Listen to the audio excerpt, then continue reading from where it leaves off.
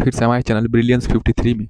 तो हमने इसके प्रीवियस लेक्चर नंबर 12 में हमने अति लघुत्तरीय प्रश्न के इस सीरीज में हम लोग प्रश्न नंबर 128 तक पढ़े थे, जिसमें घर की परिवार के मूल्यों के विकास में भूमिका बताया था। आज के इस वीडियो लेक्चर नंबर 13 में हम लोग देखेंगे आगे से जो भी प्रश्न अति लघुत्तरीय बन रहे हैं वो पढ़ेंगे। तो जल्दी से हमारे चैनल को सब्सक्राइब कर लीजिए सेकंड सेमेस्टर वाले, और फर्स्ट सेमेस्टर वाले प्रशिक्षुओं के साथ भी इस क्लास को शेयर कर दें चैनल को। यहाँ पे सारे कंटेंट आपको फ्री मिल जाएंगे सारे सब्जेक्ट का। चलिए शुरू करते हैं। सेकंड सेमेस्टर वाले टेलीग्राम से जुड़ के वहाँ से PDF डाउनलोड कर सकते हैं। 129वां प्रश्न है, बालक में मूल्यों के विकास हेतु कौन से जनसंचार साधन है?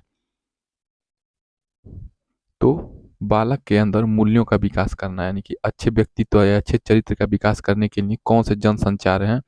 तो Akashvani, Doordarshan, tape recorder, VCR, समाचार पत्र तथा पत्रिकाएं जनसंचार साधन है। नेक्स्ट प्रश्न 130 है, राष्ट्रीय एकता का अर्थ लिखिए। तो राष्ट्रीय एकता का आशय है देश के विभिन्न राज्यों के व्यक्तियों की आर्थिक, सामाजिक और सांस्कृतिक तथा भाषा विषयक विभिन्नताओं को वांछनीय सीमा के अंतर्गत रखना और समावेश करना। ये आपका राष्ट्रीय एकता का अर्थ हो गया। नेक्स्ट प्रश्न, देखिए राष्ट्रीय एकता का अर्थ क्या है कि देश के विभिन्न राज्यों के व्यक्तियों की आर्थिक, सामाजिक और सांस्कृतिक तथा भाषा विषयक विभिन्नताओं को वांछनीय सीमा के अंतर्गत रखना और समावेश करना। प्रश्न नंबर 131, राष्ट्रीय एकता के लाभ बताइए। जब देश में यूनिटी रहेगी तो इससे क्या फायदे होंगे? बहुत सारे फायदे होंगे, आप लोग बना के भी लिख सकते हैं। भाषा विकास में सहायक होगा, ठीक है। कोई तमिल, कोई तेलुगु, कोई हिंदी, कोई गुजराती, कोई मराठी, क्या होगा? ये भाषा विकास में सहायक होगा जब एक लोग दूसरे से कम्युनिकेट करेंगे। भ्रष्टाचार का अंत होगा, स्वार्थपूर्ण भावनाओं का विकास होगा, राष्ट्रीय संस्कृति तथा आर्थिक प्रगति में सहायक। जो भी फायदे आपको दिखाई दे रहे हैं अपने अगल बगल, वो लिख सकते हैं राष्ट्रीय एकता के लाभ में। सामाजिक प्रगति में सहायक हो जाएगा, राजनैतिक एकता बनाए रखने में सहयोगी होगी, ठीक है। नेक्स्ट प्रश्न 132, अंतर्राष्ट्रीय सद्भावना का अर्थ बताइए।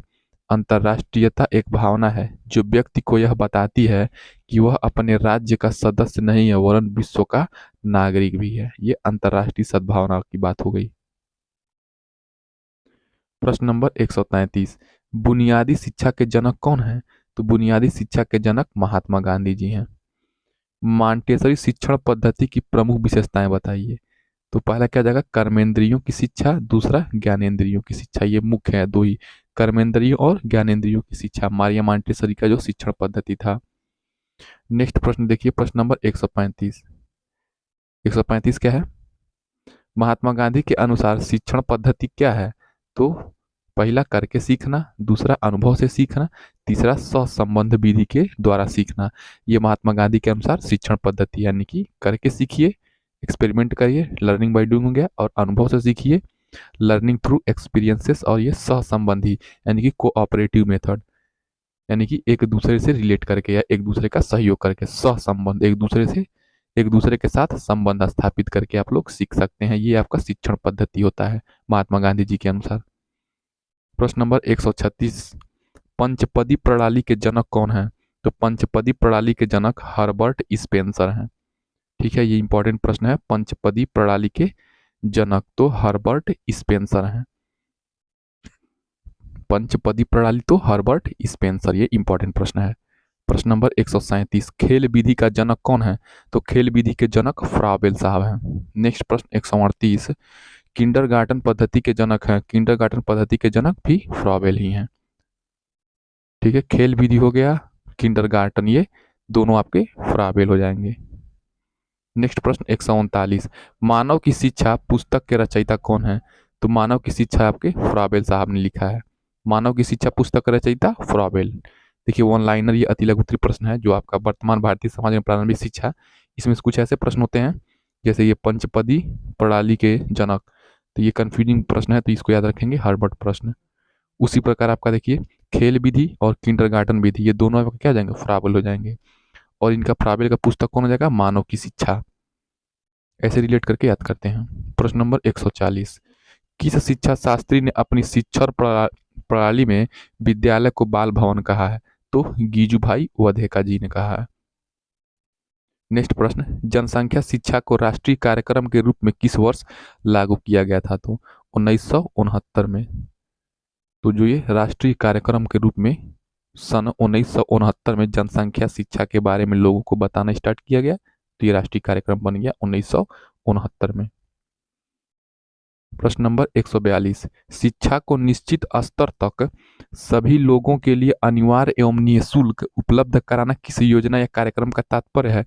तो शिक्षा का सार्वभौमिकरण कर शिक्षा को प्रत्येक बाल तक पहुंचाना है। तो शिक्षा का सार्वभौमिकरण करना है।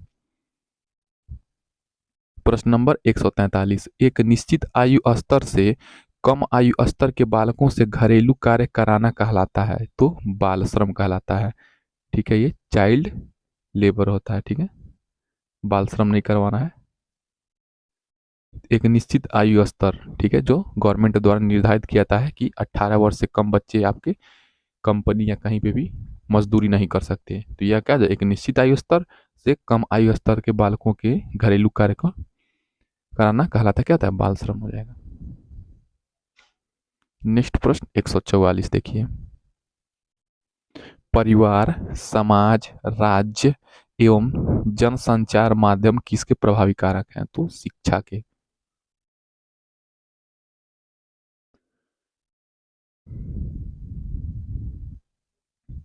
विद्यालयों में सभी को एक साथ रखना, सबके साथ समान व्यवहार करना व सभी के बीच एकता बनाए रखना क्या कहलाता है? तो शैक्षिक अवसरों की समानता कहलाता है। नेक्स्ट प्रश्न 146, विद्यालय समाज में सभी के बीच बिना लिंग भेदभाव के कार्य या व्यवहार करना क्या कहलाता है? तो लैंगिक समानता कहलाता है, जेंडर इक्वेलिटी कहलाता है। डाइट का पूरा नाम क्या है? सबको पता होगा, DIET। ठीक है, जिला शिक्षा एवं प्रशिक्षण संस्थान, district institution of education and training. 148, NPRC का पूरा नाम क्या है? तो न्याय पंचायत संसाधन केंद्र। ठीक है, यह क्या जाएगा, NPRC। NPRC, न्याय पंचायत रिसोर्स सेंटर। ठीक है, एन से न्याय, पी से पंचायत, आर से रिसोर्स, सी से सेंटर, न्याय पंचायत संसाधन केंद्र।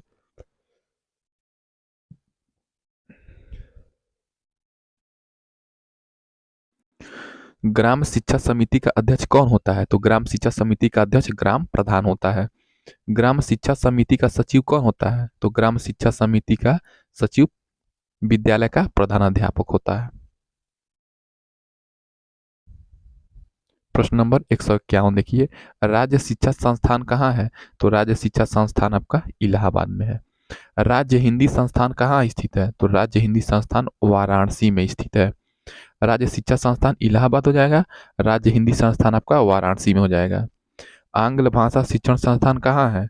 तो आंग्ल भाषा शिक्षण संस्थान इलाहाबाद में। आंग्ल भाषा मतलब इंग्लिश हो जाएगा, आंग्ल भाषा मतलब इंग्लिश लैंग्वेज जो आपका शिक्षण संस्थान कहाँ पे है? तो इलाहाबाद में है। प्रश्न नंबर 154, बौद्धकालीन शिक्षा के अंतर्गत मठ में प्रवेश के पूर्व कौन सा संस्कार होता था? तो प्रवज्जा संस्कार होता था। प्रश्न नंबर 155 देखिए, शिक्षा के किस उद्देश्य के अंतर्गत व्यक्ति के उच्चतम विकास अथवा आत्मज्ञान पर बल दिया जाता है? तो आदर्शवाद पर। वह शिक्षा जिसमें किसी निश्चित पाठ्यक्रम, विद्यालय तथा वातावरण की आवश्यकता नहीं होती है, वो क्या हो जाएगा, प्रकृतिवाद की शिक्षा हो जाती है। ठीक है, उसमें क्या होती है, कोई निश्चित पाठ्यक्रम नहीं होता है, कोई विद्यालय नहीं होता है, कोई वातावरण नहीं होता है। ये क्या है, आपको नेचुरलिस्टिक होता है, ये प्रकृति से रिलेटेड एजुकेशन को प्रकृतिवाद कहते हैं।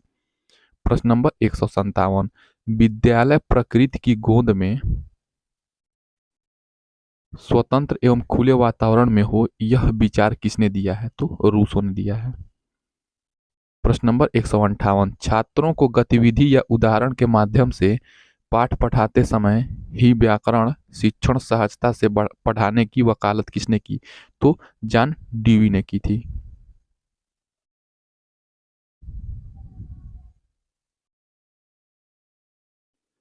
प्रश्न नंबर 159, सच्ची शिक्षा वही है जो छात्रों में व्यक्तित्व का विकास कर उनमें आत्मज्ञान, नागरिक दायित्व, जनतंत्र में आस्था, अहिंसा, एकता व भाईचारा जैसी भावनाओं को उत्पन्न करती है।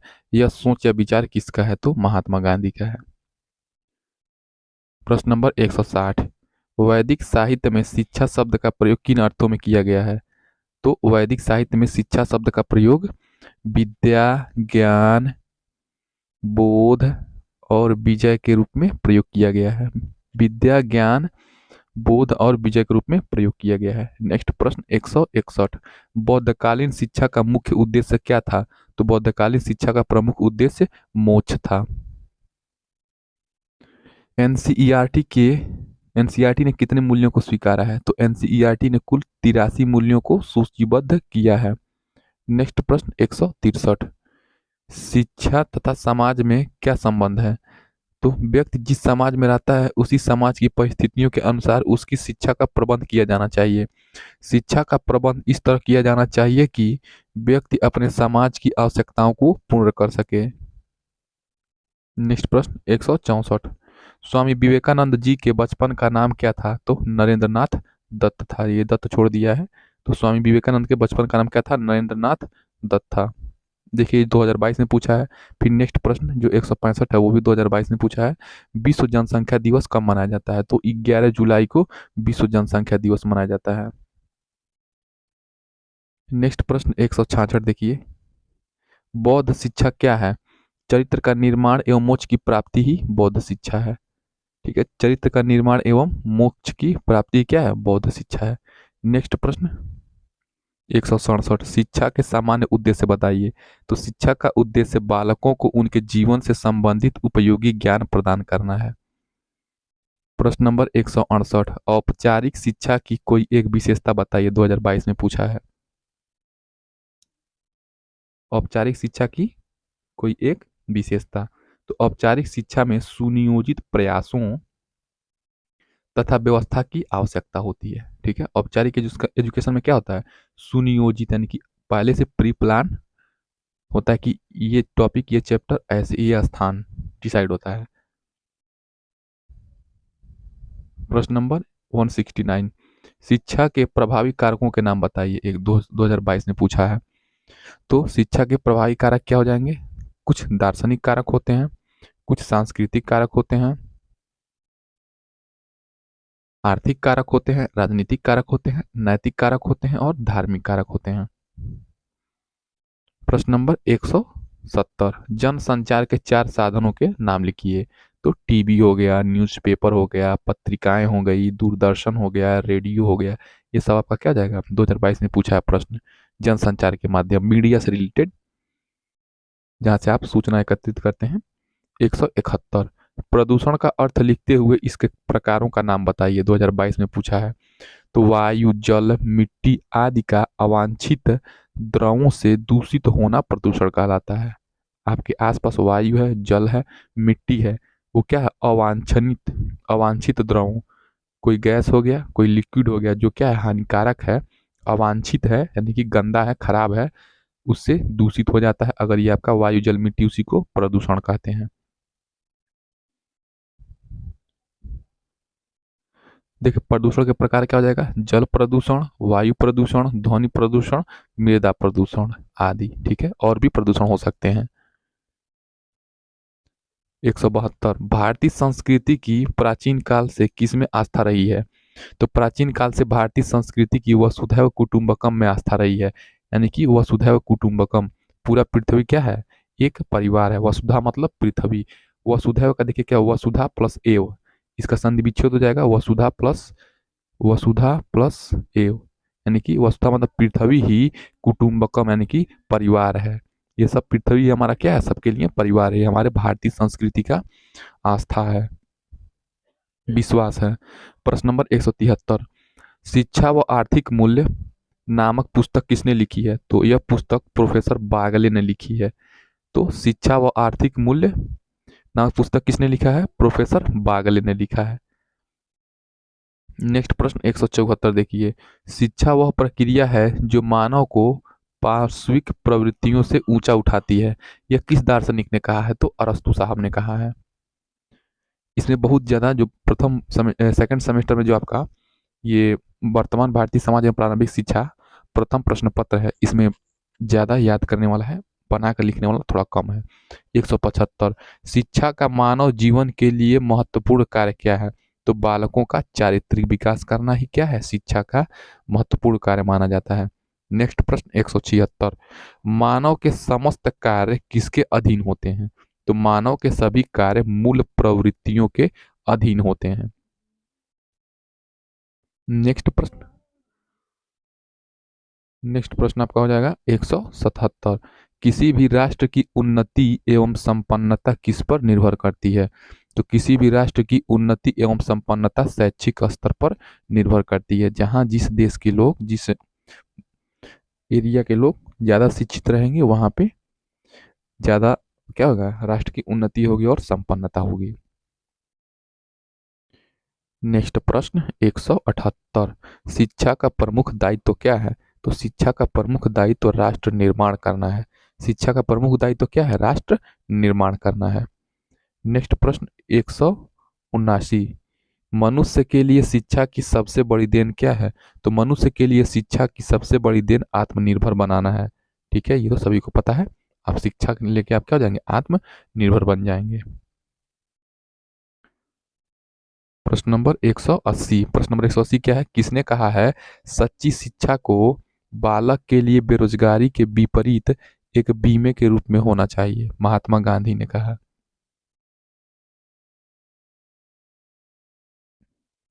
नेक्स्ट प्रश्न 181, व्यावसायिक प्रशिक्षण, ठीक है, व्यावसायिक प्रशिक्षण मानव के दृष्टिकोण को संकुचित करता है, यह कथन किसका है?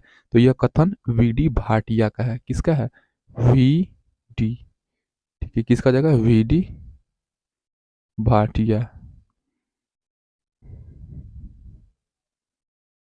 नेक्स्ट प्रश्न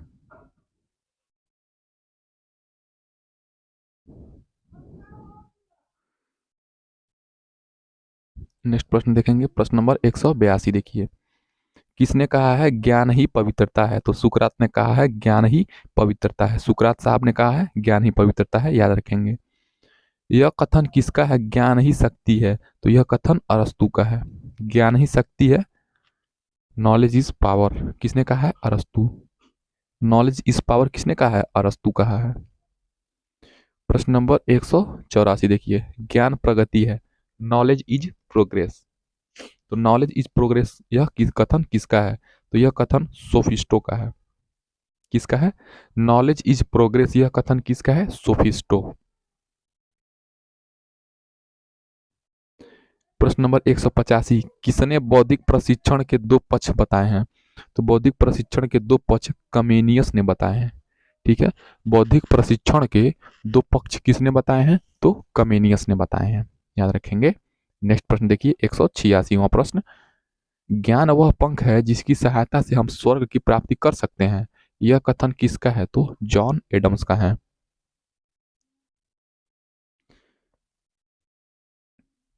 प्रश्न नंबर 187, तो 187 देखिए, नेक्स्ट प्रश्न, केवल ज्ञानी परमात्मा की पृथ्वी पर सबसे व्यर्थ का अभद्र मनुष्य होता है, यह कथन किसका है? तो विलियम शेक्सपियर का है। प्रश्न नंबर 188 देखिए, ज्ञान पर बल देने से विद्यालय ज्ञान की दुकान व शिक्षक सूचना विक्रेता बन जाते हैं, यह कथन किसका है? तो हाइट हैड का है ये कथन। ये कथन और कारण पूछ रहा है, इंपॉर्टेंट है। ठीक है, नेक्स्ट प्रश्न 189, जिस व्यक्ति को सच्चा ज्ञान है वह सद्गुणी के सिवाय और कुछ नहीं हो सकता है, यह कथन किसका है? यानी कि जिस व्यक्ति को सच्चा ज्ञान है वो क्या होगा? सद्गुणी होगा। ये एडम स्मिथ का कथन है। नेक्स्ट प्रश्न देखिए 190 देखिए, मुस्लिम शिक्षा के प्रमुख केंद्रों के नाम बताइए। तो मुस्लिम शिक्षा के प्रमुख केंद्र मुगल काल के बारे में बात कर रहा है, तो आगरा था, दिल्ली था, जौनपुर, बीदर, लाहौर, अजमेर, लखनऊ, बीजापुर, गोलकुंडा, मालवा, जालंधर, मुल्तान आदि थे। ये कहते हैं मुस्लिम शिक्षा के प्रमुख केंद्र। प्रश्न नंबर 191, प्राथमिक शिक्षा का प्रथम आयोग किसे कहा जाता है?